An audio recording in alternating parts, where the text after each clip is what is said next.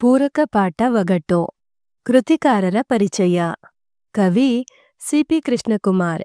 ಜನನ 1939 ಏಪ್ರಿಲ್ 8. ಸ್ಥಳ ಮೈಸೂರು ಜಿಲ್ಲೆಯ ಕೃಷ್ಣರಾಜನಗರ ತಾಲೂಕಿನ ಚಿಕ್ಕನಾಯಕನಹಳ್ಳಿ. ಕೆಳಗಿನ ಪ್ರಶ್ನೆಗಳಿಗೆ ಉತ್ತರಿಸಿ. ಒಗಟಿಗಿರುವ ಇತರ ಹೆಸರುಗಳಾವುವು?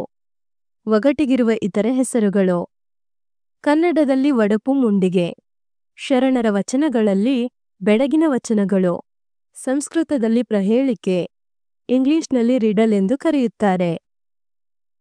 ಒಗಟಿನಲ್ಲಿರುವ ಎರಡು ಸದೃಶ ವಸ್ತುಗಳನ್ನು ವಿವರಿಸಿ.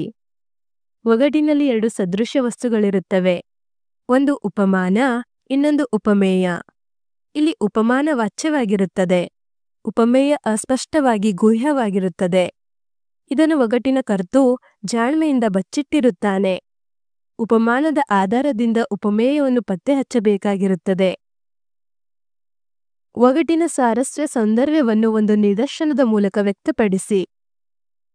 ಆಕಾಶದ ಕುರಿತು ಒಂದು ಒಗಟನ್ನು ಹೇಳುವುದಾದರೆ, ಅಮ್ಮನ ಸೀರೆ ಮಡಿಸೋಕಾಗಲ್ಲ, ಅಪ್ಪನ ದುಡ್ಡು ಎಣಿಸೋಕಾಗಲ್ಲ. ಇದರ ಅರ್ಥ ಆಕಾಶ ಮತ್ತು ನಕ್ಷತ್ರಗಳು. ಈ ಒಗಟು ಕಟ್ಟಿದ ಕವಿಗೆ ನೀಲಿ ಆಕಾಶ ಅಮ್ಮನ ಸೀರೆಯಂತೆ ತೋರಿದೆ. ಲೋಕವನ್ನೆಲ್ಲ ಆಸ್ವಾದಿಸಿ ನೆರಳಾಗಿ ನಿಂತಿರುವ ಬಾನನ್ನು ಅವನು ಆತ್ಮೀಯ ಶಿಶುಭಾವದಿಂದ ಕಂಡಿದ್ದಾನೆ. 5 ಒಗಟುಗಳನ್ನು ಸಂಗ್ರಹಿಸಿ ಬರೆಯಿರಿ. ಆಕಾಶಕ್ಕೆ ಏರುವಾಗ 2 ರೆಕ್ಕೆ, ಭೂಮಿಗಿಳಿಯುವಾಗ 2 ಕಾಲು. ವಿಮಾನ.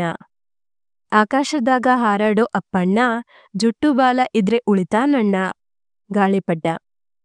ಚೋಟುದ್ದ ಹುಡುಗಿಗೆ ಮಾರುದ್ದ ಜಡೆ, ಸೂಜಿ ದಾರ.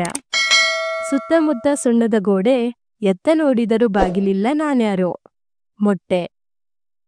ಬೆರಳಿಟ್ರೆ ತಣ್ಣಗೆ, ಹೊಟ್ಯಾಗೋದ್ರೆ ನುಣ್ಣಗೆ. ಸಾರಾಯಿ.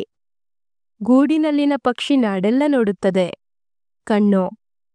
ಕೀಟ ಉಂಟು ರಾಜನಲ್ಲ, ಗಡ್ಡ ಉಂಟು ತುರುಕನಲ್ಲ. ಹುಂಜ. ಗುಂಡಿಲೊಬ್ಬ ಕುಳ್ಳ, ನಿತ್ಕೊಂಡು ಬಂದೋರ್ಗೆಲ್ಲ ಉತ್ತರ ಕೊಡ್ತಾನೆ. ನಾಲಿಗೆ.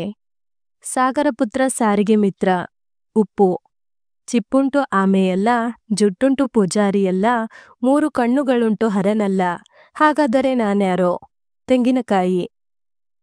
ಧನ್ಯವಾದಗಳು.